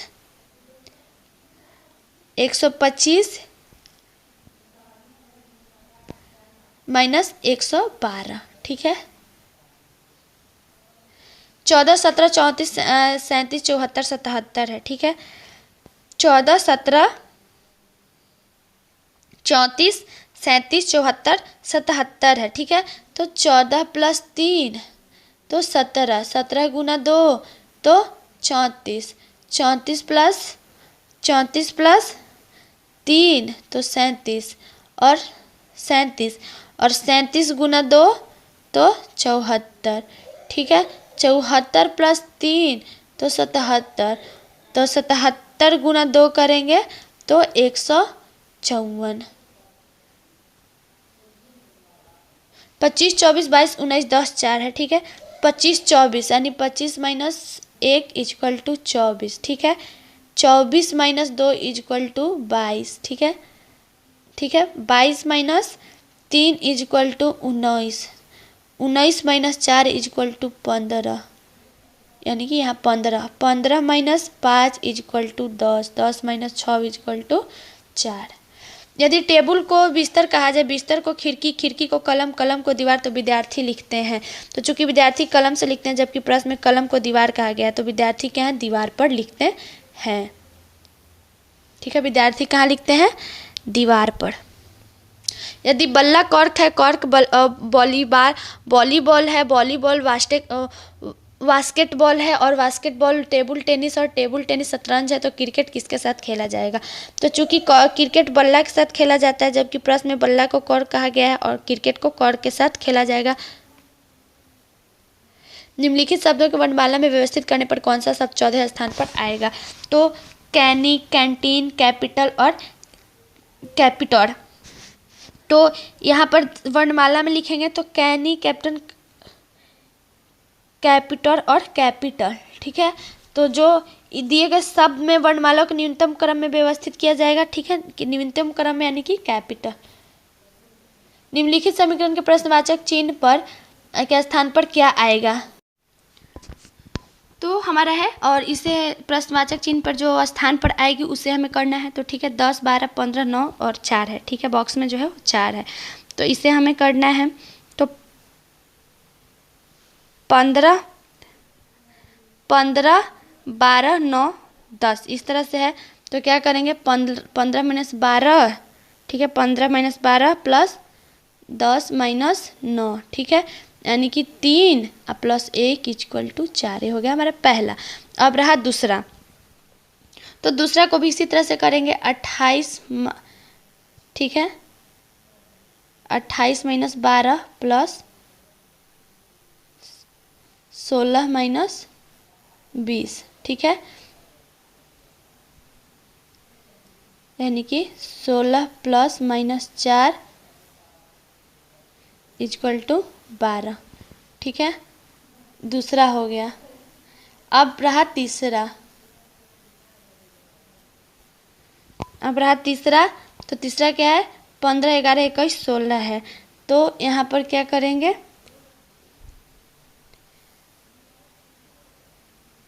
तेईस माइनस 11 प्लस 15 माइनस 16, यानी 12 प्लस 1 माइनस 1, ठीक है, यानी कि 11।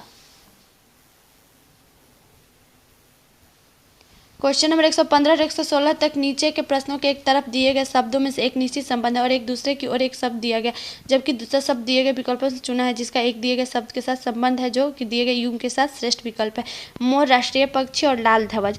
तो जिस प्रकार मोर राष्ट्रीय पक्षी का प्रतीक है उसी प्रकार लाल ध्वज खतरा का प्रतीक है। कार, पेट्रोल और जहाज। तो जिस प्रकार कार पेट्रोल से चलता है उसी प्रकार जहाज ईंधन से चलता है। नीचे दिए गए विकल्पों में से प्रश्न सूचक स्थान के लिए मृत्यु, दुख और जन्म। जिस प्रकार किसी की मृत्यु हो जाने पर दुख होता है उसी प्रकार किसी के जन्म होने पर खुशी होती है। एक्स और वाई दोनों जेड के बच्चे हैं। यदि जेड एक्स का पिता है लेकिन वाई जेड का बेटा नहीं है तो वाई और जेड के बीच संबंध ज्ञात कीजिए। तो एक्स वाई दोनों जेड के बच्चे हैं, ठीक है, एक्स और वाई क्या हैं, दोनों जेड के बच्चे हैं। तो वाई और जेड के बीच का संबंध क्या है, बेटी और पिता का। क्वेश्चन नंबर 119 और 20 तक के प्रत्येक प्रश्न में आकृति है, उनमें से 3 समरूप लेकिन एक दूसरे से भिन्न आकृति के उस विकल्प का चयन कीजिए जो दूसरे से भिन्न है। तो जो इसमें भिन्न है वो है दूसरा, ठीक है, ये आकृति भिन्न है। अगला है, इसमें भी हमें भिन्न आकृति को ही चुनना है, तो इसमें जो भिन्न आकृति है वो है पहला आकृति।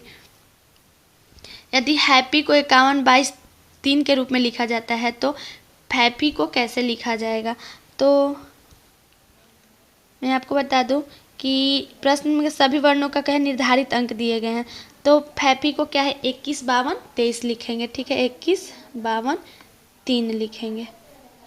क्वेश्चन नंबर 122 से 24 तक प्रत्येक प्रश्न में 3 शब्द दिए गए हैं जिनके नीचे 4 विकल्प है। सही विकल्प का चयन इस प्रकार कीजिए जिससे एक विकल्प का सब प्रश्न 3 शब्दों का सुमिलित हो जाए। लोहा, तांबा और जस्ता।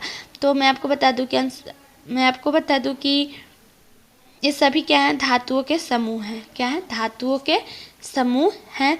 तो इसमें होगा चांदी। लोहा, तांबा, जस्ता क्या है, ये सब धातुओं के समूह हैं। नॉर्वे, पोलैंड और स्पेन, ठीक है, तो ये सभी यूरोपीय देश समूह हैं। ये सभी क्या है, यूरोपीय देश समूह हैं। केन्या। चावल, गेहूं और मक्का, ये सभी क्या है, खाद्यान्न फसलों के समूह हैं, ठीक है, सभी क्या है, खाद्यान्न के समूह हैं। जिसमें ज्वार और बाजरा। यदि बेंगलोर को एक विशेष भाषा में लॉन्जेव के रूप में लिखा जाता है तो चंडीगढ़ को कैसे लिखा जाएगा। तो मैं आपको बता दूं कि जिस प्रकार बेंगलोर के वर्णों के विपरीत क्रम में लिखा गया है उसी प्रकार कूट भाषा में चंडीगढ़ के विपरीत वर्णों का क्या लिखेंगे, हिरगिंधाच, ठीक है। यदि हैंड के लिए SZMW लिखे तो मिल्क के लिए क्या होगा। तो यदि हैंड के लिए SZW है यानी विपरीत वर्ण लिखा गया है, ठीक है, उसी प्रकार मिल्क के लिए NROP होगा। उस विकल्प का चयन करें जिसे दी गई आकृति अतः स्थापित है, घुमाने की अनुमति नहीं है। तो इसमें जो आकृति है वो घुमाने की अनुमति नहीं है, बी। उस सही विकल्प का चयन कर जो दिए गए शब्द विन्यास का वह क्रम दर्शाता है जिस पर अंग्रेजी शब्दकोश में होते हैं, यानी परमानेंट, पेडोलॉजी, प्रेम्युनेशन और पेंशनर एंड पेशलेशन। ठीक है, तो इसे हम लोग लिखेंगे 5 2 4 1 3। एक कागज के निम्न आकृति के अनुसार मोड़ा गया और काटा जाता है। इस कागज को खोलने पर वह कैसा दिखाई देगा, तो वह जो है वो कैसा दिखाई देगा, तो इस तरह से दिखाई देगा। ठीक है, 4 संख्या दी गई जिनमें से 3 किसी प्रकार समान और असंगत है। असंगत शब्द का 72 86। ठीक है, 72 86 यानी 7 + 2 + 8 + 6 = 7 2 9 9 17 6 23। ठीक है, 23। 72 76 है तो 8 + 2 + 7 + 6 यानी कि 23। 8 + 2 10 17 17 6 23। उसी तरह से 53 78 है तो 5 + 3 + 7 + 8। 5 3 8 8 8 16 7 23। उसी तरह से 63 है तो 6 + 3 + 9 + 4। ठीक है, तो 6 + 3 9 9 9 18 18 4 18 4 22।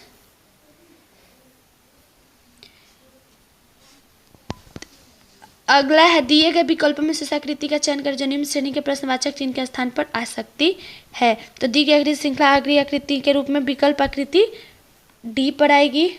दी गई आकृति में त्रिभुजों की संख्या ज्ञात करें। ठीक है, तो यहाँ पर त्रिभुज के पहले नाम दे देंगे ई एफ, यहाँ पर ए है। ठीक है, फिर यहाँ पर सी, यहाँ पर एस, इसमें टी है, फिर यहाँ पर क्यू है, यहाँ पर आर है, यहाँ पर P है, फिर यहाँ N, मतलब एक एक कोनों का हम नाम देंगे। कोन पहले ढूंढेंगे कौन सा कोन है, फिर यहाँ पर B D बहुत छोटा है इसलिए यहाँ पर करने में जो है वो थोड़ी सी परेशानी हो रही है। तो इसमें टोटल 23 त्रिभुज है। इसको आप लोग बड़ा सा कॉपी पे बना के कोनों को दर्शा देंगे तो आप लोगों को पता चल जाएगा। 4 अक्षर समूह देंगे जिनमें से 3 किसी प्रकार समान है, एक असंगत असंगत अक्षर समूह का चयन करें। यानी कि HGDT है तो H + T, यानी H के है अल्फ़ाबेट के 8वें स्थान पर है और T है 20वें स्थान पर। उसी तरह से इसमें करना है तो इसमें जो भिन्न है वो है PBEGF। ठीक है, यदि दर्पण को दिए गए संयोजन को दाईं ओर रखा जाए तो दिए गए संयोजन का दर्पण में निर्मित सही प्रतिबिंब चयनित कीजिए। तो जो वो होंगे ये वाले। किसी कोड भाषा में सिल्वर को JDQMXQ और विस्डोम को IDRJXR के रूप में लिखा जाए तो उसी भाषा में कैनस्टार को कैसे लिखा जाएगा। तो मैं आपको बता दूं कि यहाँ दिए गए सभी शब्द क्या है, पहले वर्णमाला क्रम में व्यवस्थित किया गया और उसके बाद क्या है अल्टरनेट लेटर के साथ 5 प्लस माइनस में किया जाएगा। ठीक है, तो जो इसमें सिल्वर है वो इस तरह से लिखा, सिल्वर क्या है तो ई के 5 अंक के बाद जे, आई के ठीक 5 अंक पहले डी आता है, इस तरह से है। तो इसमें कैनस्टार को FZPIWNY।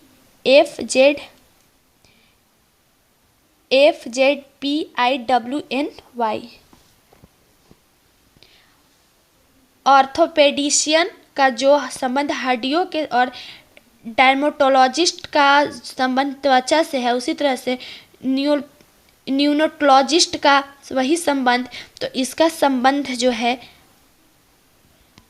जिस प्रकार ऑर्थोपेडिशियन का संबंध हड्डी की चिकित्सा में होता है, डर्मेटोलॉजिस्ट का संबंध त्वचा के, उसी प्रकार नियोनेटोलॉजिस्ट का संबंध शिशुओं से होता है। निम्नलिखित 4 शब्दों में से 3 एक निश्चित ढंग से समान और एक असंगत उस असंगत शब्द का चयन करें। तो सभी विकल्प जो है इनमें से जैसे फॉन तो हिरन का बच्चा, नैफ तो कीड़े का बच्चा, काइंट तो हंस का बच्चा और क्रंट तो सुअर का आवाज। ठीक है, किसी निश्चित कूट भाषा में लॉक को 24 30 24 26 40 22 और पोएट्री को 32 30 22 40 36 50 लिखा जाता है। यदि उसी कूट भाषा में अवर्ड को किस प्रकार लिखा जाएगा, तो उसी कूट भाषा में उसे 26 44 30 26 44 30 18 23। ठीक है, उस अक्षर संयोजन का चयन कर जो जिसे दी गई श्रेणी रिक्त स्थान को क्रमिक रूप से रखने पर श्रेणी पूर्ण हो जाएगी। तो यहाँ पर L KL NMU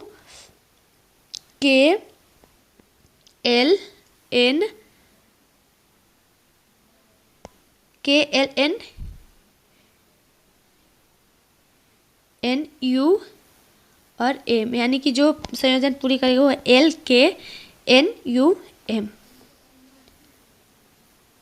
दिए गए प्रश्न में दूसरी संख्या पहली संख्या से किसी न किसी प्रकार से संबंधित है, वही विकल्प चुने जो उसी प्रकार से तीसरी संख्या से संबंधित है।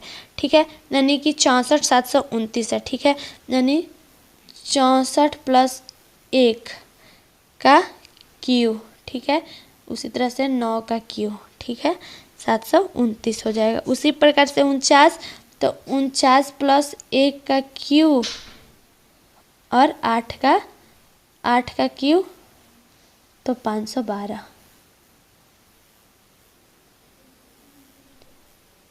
उस वे नारक का चयन करें जो निम्न वर्गों के बीच में संबंध सर्वोत्तम ढंग से निरूपित करता है: परवलय, बहुभुज और अष्टभुज। तो जो इसे दर्शाएगा वो है 3 कथने के बाद 4 निष्कर्ष 1 2 3 4 दिए गए हैं। मानते हुए कि कथन सत्य है, भले ही यह समान रूप से ज्ञात तथ्यों से भिन्न प्रतीत होते हैं, निर्धारित करें कि कौन सा निष्कर्ष कथनों के तात्कालिक रूप से अनुसरण करते हैं। हमारे पास 3 कथन है: सभी किताबें पेन है, सभी पेन इरेजर है, सभी इरेजर फाइल हैं, सभी पेन फाइलें हैं, सभी पेन किताबें हैं, सभी फाइल किताबें हैं, सभी फाइल पेन हैं। ठीक है, तो यहाँ पर मैं आपको बता दूं कि सभी क्या हैं: किताब, पेन, इरेजर और फाइल। ठीक है, तो केवल निष्कर्ष एक ही जो है वो अनुसरण करता है, केवल सभी पेन फाइलें हैं। उस विकल्प का चयन कर जिसमें शब्द एक दूसरे से ठीक उसी प्रकार संबंध, जिस प्रकार दिए गए शब्द उनके शब्द एक दूसरे से अबद्ध और मुक्त, यानी जिस प्रकार अबद्ध जो है बांधा हुआ एक विपार्थक शब्द मुक्त होता है, उसी प्रकार वास्तविक का विपार्थक शब्द कल्पित होता है। एक ही पास एक 3 विभिन्न स्थितियों को दर्शाया गया, उनमें से संख्या का चयन कर जो संख्या 6 वाले फलक पर विपरीत फलक पर होगी। ठीक है, तो जैसे 1 और 6, ठीक है, और यहाँ पर तो इसमें 6 विपरीत सतह पर क्या है, 1 है। उस सेट का चयन कर जिसमें संख्या एक दूसरे से उसी तरह संबंधित है जिस तरह निम्न सेट में संख्या एक दूसरे से संबंधित है। तो मैं इस तरह के सवाल आप लोगों को अपने वीडियो में बताई हूँ, तो इसको आप लोग खुद से सॉल्व कीजिए और बताइए कि इसमें कौन सा जो है एक और संख्या संबंधित है। ऐसे तो मैं आपको आंसर बता दे रही हूँ, पर आप लोग इसको खुद से एक बार सॉल्व जरूर कीजिएगा कि आखिर कैसे ये संबंधित है और बाकी नहीं है। तो आप लोग इसको खुद से कीजिएगा। दिए गए पैटर्न को ध्यानपूर्वक अध्ययन करें और उस संख्या का चयन करें जो इसमें प्रश्नवाचक चिन्ह पर प्रस्थापित कर सकती है। ठीक है, तो जो 10 है तो 10 के स्क्वायर भागा 2 प्लस 4 के स्क्वायर भागा 2, ठीक है, यानी कि 50 + 8 = 58। ठीक है, ये हो गया पहला कॉलम। अब आया दूसरा कॉलम, तो दूसरा कॉलम है 8 और 34 और 2। ठीक है, 8 34 और 2, तो 8 के स्क्वायर भागा 2, ठीक है, अब प्लस 2 के स्क्वायर भागा 2, ठीक है, यानी कि 32 + 2 = 34। दूसरा कॉलम पहला कॉलम हो गया। अब रहा तीसरा कॉलम 6 और 90, तो क्या करेंगे हम लोग, 6 के स्क्वायर भागा 2, 6 के स्क्वायर भागा 2 = 18। ठीक है, = 18, तो हम लोग क्या करेंगे, 90 - 18, 90 - 18 = 72 × 2, तो 72 × 2 = 144। ठीक है, 144 को डिवाइड कर देंगे 2 से तो 12।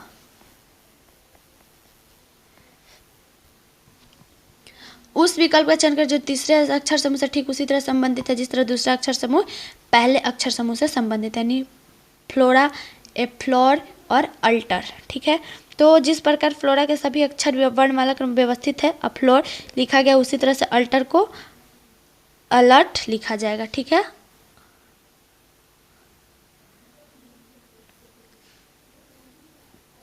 क्रमिक रूप से उन सही चिन्हों को बदलने और दिए गए समीकरण संतुलित करने के लिए गणितीय चिन्ह का सही संयोजन चुनें। 2 476 05 9 45 0 इक्वल टू 5। ठीक है, तो इससे हम लोग क्या करेंगे, 2 गुना 400 माइनस 7605 भागा 9 plus 45 equal to 0। 800 minus 845 plus 45 equal to 0, यानी 845 माइनस 845 इक्वल टू 0। ठीक है, यदि ए बी का अर्थ है कि ए भाई है बी का, ए भाई बी का अर्थ है कि ए पुत्री बी की और ए बी का अर्थ है कि ए पत्नी बी की, तो निम्न व्यंजक में के का जेड से क्या संबंध है। तो मैं आपको बता दूं कि जेड और के और जेड से जो संबंध है, के का जेड से जो संबंध है वो है ससुर का। उस संख्या का चयन कर जो निम्न श्रेणी में प्रश्न चिन्ह की जगह पर आएगी। 23 29 31 37 41 43, यानी इसमें सभी को प्लस कर देना है। ठीक है, जैसे 23 plus 6 29 29 plus 2 31 31 plus 6 37 37 plus 4 41 41 plus 2 43 43 plus 4 47। ठीक है, 47 प्लस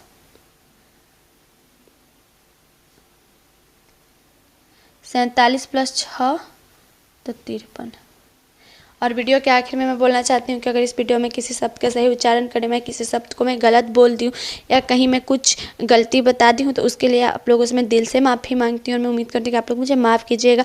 और हाँ, मैं हर दिन कोशिश करती हूँ कि मैं जो मेहनत कर रही हूँ आप लोगों तक पहुँच जाए और मेरा मेहनत जो है आप लोगों को पसंद है। तो अगर आप लोगों को मेरा वीडियो पसंद आ रहा है तो आप मेरे यूट्यूब चैनल को लाइक और सब्सक्राइब जरूर कीजिएगा। और हाँ, कहीं भी कुछ समझ में ना आए, कोई भी क्वेश्चन में कोई कन्फ्यूजन, तो आप लोग कमेंट करके ज़रूर बताइए। अगर पसंद आ रहा है मेरा वीडियो तो आप लोग कमेंट करके ज़रूर बताइए, ताकि मुझे भी ऐसा लगे कि नहीं, मैं आप लोगों को जो बता रही हूँ, जो मेहनत कर रही हूँ, आप लोगों को पसंद आ रहा है। अगर आप लोगों को, मैं फिर से एक बार बता दूँ कि आप मेरे यूट्यूब चैनल को लाइक और सब्सक्राइब जरूर कीजिएगा। Thank you so much.